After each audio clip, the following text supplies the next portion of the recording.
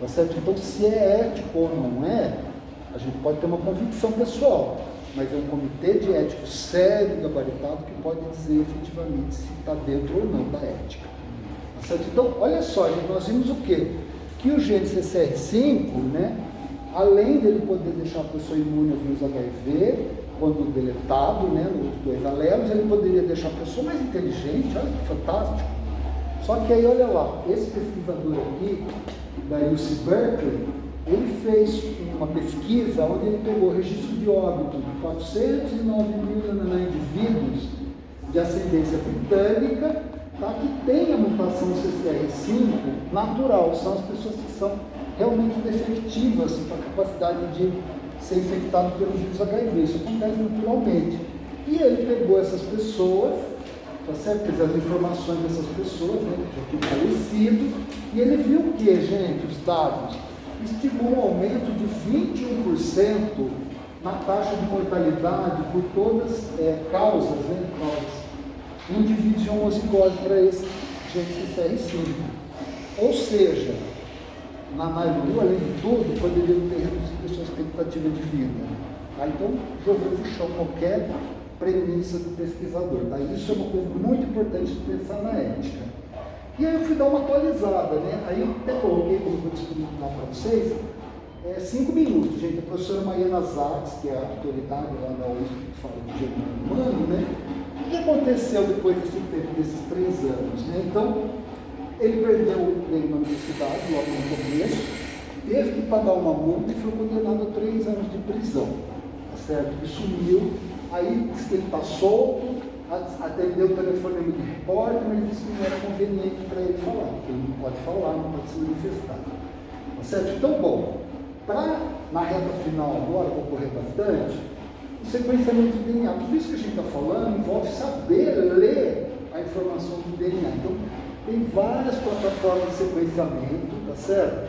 Essa aqui foi utilizada para sequenciar o genoma humano, ele era muito caro, menos eficiente. Cada vez mais foi se tornando mais barato e mais eficiente. Tá? Então, 3 bilhões de bases foi sequenciado. Tá? Isso é importante, os resultados do genoma humano. Tá? Nós somos 99,9% geneticamente idênticos. Tá? Nós temos uma diferença de 0,1% no nosso genoma. Então, gente, isso aqui é para demolir qualquer ideologia de superioridade. Tá certo? Eu falo isso porque a ciência é assim. A ciência não está nem aí para a nossa opinião. Ciência é evidência. A pessoa que se acha melhor, tá certo? Sorry para ela, é mediocre. Tá? Então, isso é um resultado da ciência. E aí aqui, eu coloquei para vocês, tá? Mas é recente isso, essa última genômica, eles falaram, isso é muito recente, que eles conseguiram sequenciar o genoma humano a $100. A $100. Detalhe, o genoma humano primeiro que foi sequenciado custou 3 bilhões de dólares. Tá? Então, olha a diferença de escala. Então, isso torna tudo muito mais acessível para a gente ter o nosso DNA estudado para poder fazer os testes moleculares que se faz hoje em dia, tá certo? Para doenças, para tudo. Então, muita bioinformática é necessária para poder trabalhar esses dados. Tá? E por que a gente analisa o genoma humano? Olha lá, os testes, né, da medicina molecular, da biodiversidade do meio ambiente, também é importante a gente conhecer essa biodiversidade. Mas no caso aqui da medicina molecular, da farmácia molecular, essa capacidade que a gente tem de estudar as doenças, né, de fazer prognóstico, de fazer diagnóstico, de fazer terapia, de fazer acompanhamento, todas essas etapas clínicas são beneficiadas pelas pesquisas genômicas, né? Então vai melhorar o diagnóstico, vai não, né? Já está melhorando, predisposição a doenças, novas drogas baseadas em informação genética, então os biofármacos, e tudo isso que eu estou falando, eu falo isso, eu estou vendo vocês empregados aí, super empregos. É o que eu falo, eu quero ver vocês, eu lá, pegar professor, embarcando na econômica, lógico, comprimido e dormir, e vocês na executiva, em uma reunião lá em Singapura. Certo? É isso que eu quero. Tá? Então, tratamentos pela terapia gênica, e aqui, olha, farmacogenômica, também uma coisa interessante. Até, aí eu fui procurar aqui o símbolo da farmácia. Vocês sabem por que é a taça e a serpente? A serpente é o poder, é isso?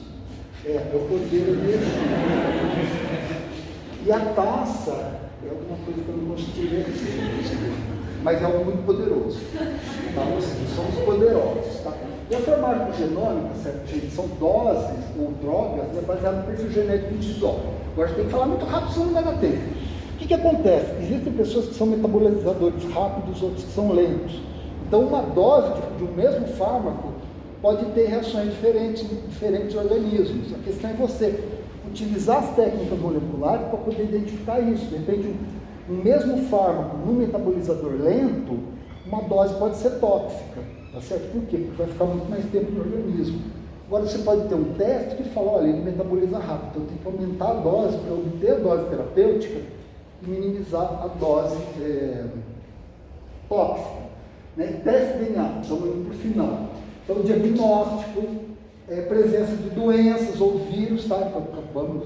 Estamos vivendo isso nos testes da Covid, e ainda está bombando aí os testes, e a Covid, inclusive.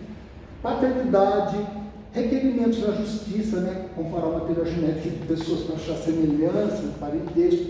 Catástrofes, a gente vê avião, tem que fazer análises moleculares, testes de ancestralidade. Tá certo? E uma coisa importante também, fraude em alimentos, também é uma área importante do farmacêutico, que atua na área de alimentos, tá certo? Está vendendo gato por lebre, tá certo? Está vendendo tubarão e falando que é cação, tubarão é protegido, tá? Então esse tipo de fraude.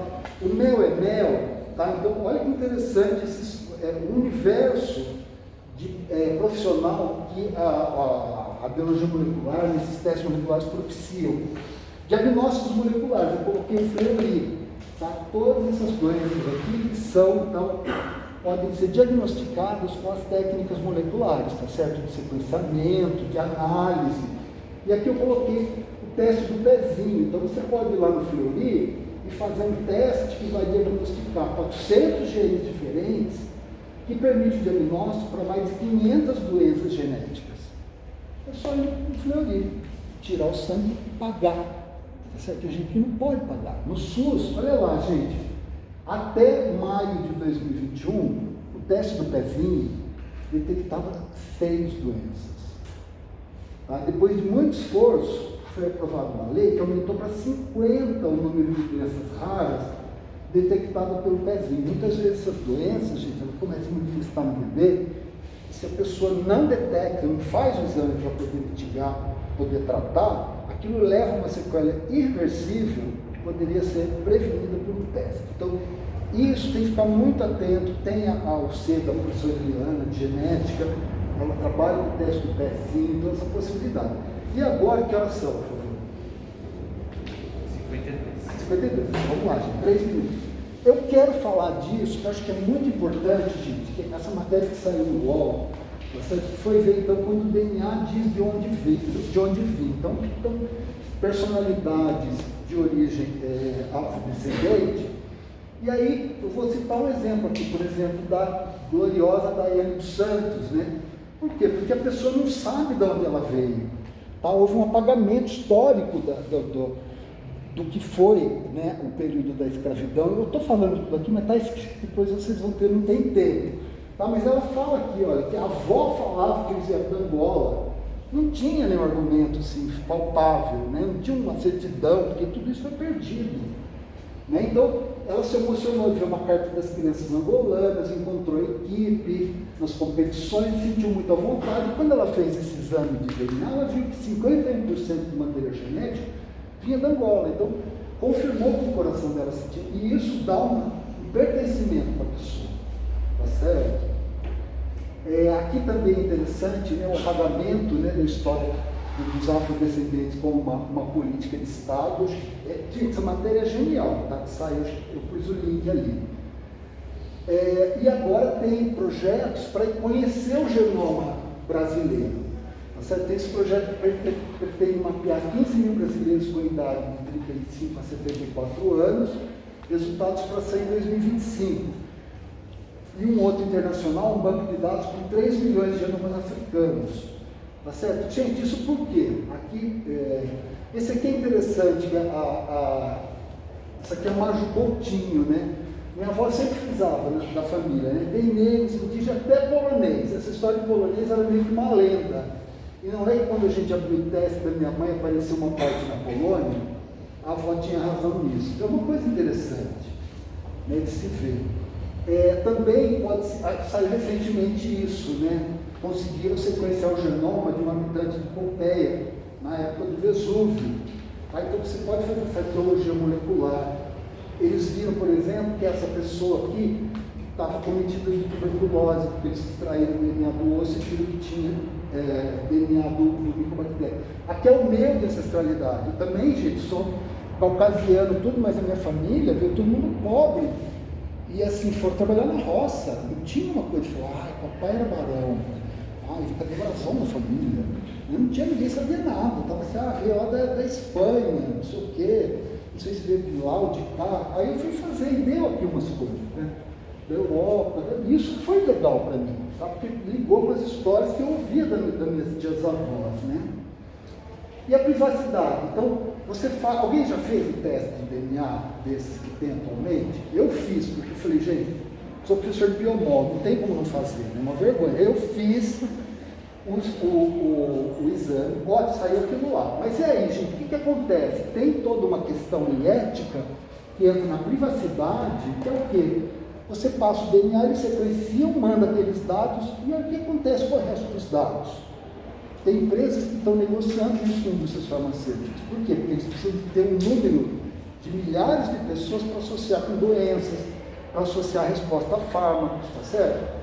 Quanto que eu vou ganhar com isso? Nada, tá certo? Então, essa é uma questão, a empresa lá, 300 milhões, um contrato de 300 milhões para desenvolver novos medicamentos.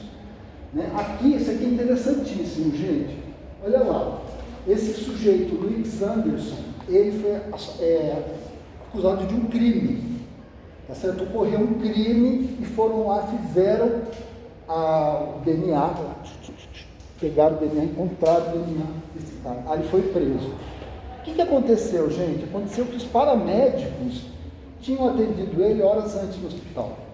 E esses paramédicos também faziam a perícia e foram no local do crime. O que aconteceu? Levaram o DNA do cara para a cena do crime.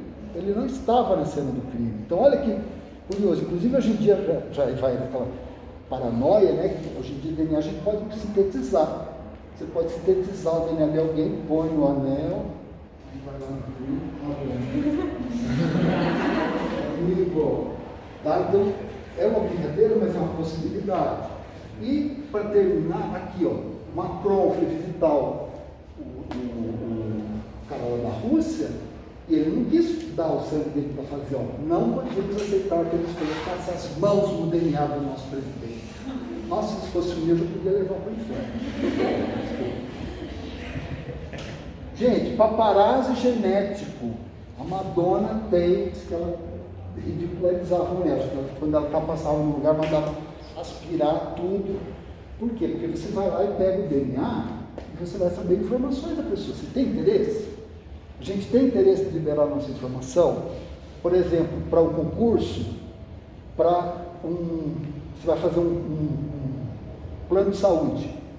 Você passa lá para falar, você tem 30% de chance de ser hipertenso, não vou fazer um plano para você, tá? Então, entra na privacidade, tá? E até nas artes plásticas, tem essa artista aqui de Nova York, ela saiu para Nova York, pegou muito de cigarro, chiclete, fio de cabelo, e através das informações, ela conseguiu montar o rosto das pessoas. Tá? Isso é uma verdade, uma realidade, tá? E, finalmente, o que está na mídia, né? Eu fui falar, gente, eu vou procurar filme que mostra o DNA intacto. A hora que comecei a ver as novelas, eu falei, não pode ser as novelas. Eu não assisti ao Clone, recentemente eu assisti, porque tem um debate ético excelente. E o DNA, gente, ele sempre dá essa coisa. É filho, não é filho, quer dizer, tem um drama ali por trás. Por quê? Porque o DNA é pop. Obrigado, gente. Você tem prova agora, agradeço muito. Dá uma prova.